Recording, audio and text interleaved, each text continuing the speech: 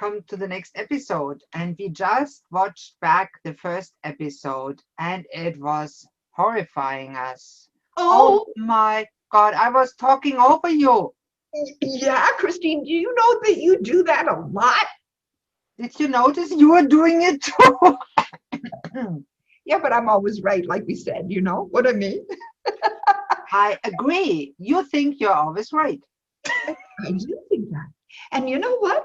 So this is a very good point because in conversation with others, this can be an issue, right?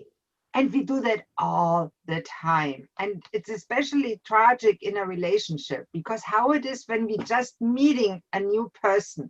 Oh my God, we are so in love. We are finishing each other's sentences. And then you're married for 10 years. She is so annoying. She interrupts me all the time. Very true, but it doesn't always happen in romantic relationships with your friends or even with strangers. You meet somebody new and you want to make an impression about who you are and where you come from and all of that, and so you're going blah, blah, blah, blah, blah. And I that you're right. I do that a lot. You know what? And it's a good thing we're talking about this Mhm. because it's true. When people have something to say, they want to comment on what you're saying, but they're really not focusing on what you're saying. They're thinking about what they want to say next. And they're Now, isn't holding that that a in their fact? Sorry, I interrupted you. mind. Thank you for the recognition. That's the first step. We recognize when we are doing it. That's the Yeah, first step of change. The second step absolutely. is to see how bad it is and let others rate it and ask them. Maxine, Nana, how often do I talk over you? From a scale from 0 to 10, how bad is it? 12. Oh, shit. I didn't say that.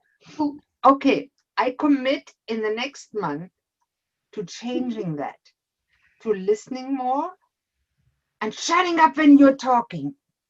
You know what? I'll do the same, Christine, because you know what? I get a little long in the tooth, as they say, yakety yakety yak, because I have this great thought, this thread, right? And I want to keep on going and going and going. So I don't give you an opportunity to comment. And The I'm thing always is, right. So it doesn't really matter, does it? right, and we all come up with the great ideas at a certain point that pop up in our head, and we know if we don't express it right away, we'll forget it.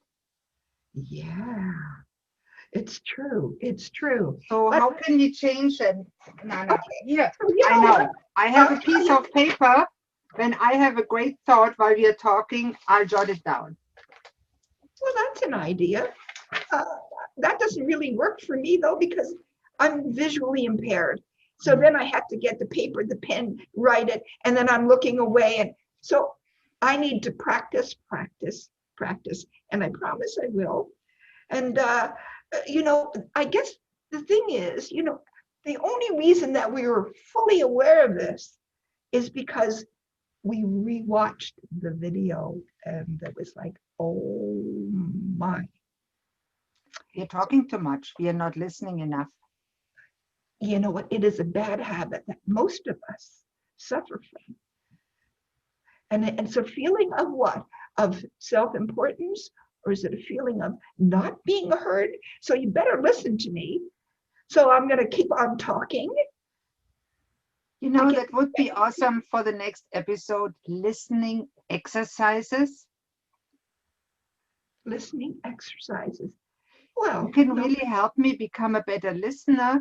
And how do you become a better listener? And I was reading the book by Marshall Goldsmith. Excellent when you want to become a better listener and change your behavior in private or in business, by the way. Not just for leaders. We all lead our own life. And you know what we all can do? We can ask more. Now, Nana, Maxine, can you help me become a better listener? of course I can, Una. Give me 2 ideas how I can do that. Be quiet while I'm talking. One.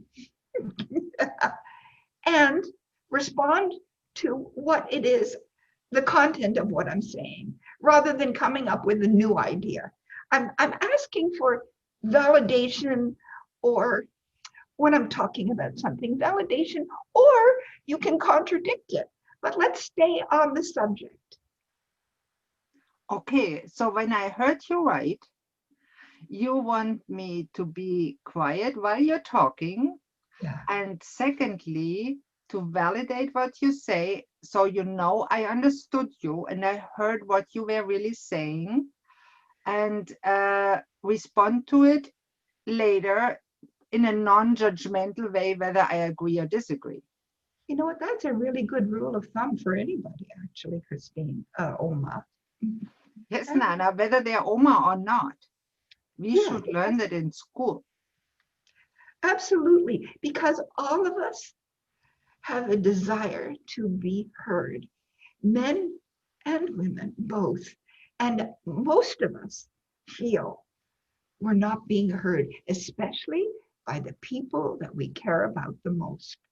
Don't we treat them the worst? Yeah, we take them for granted. And it's like, oh, forget about it.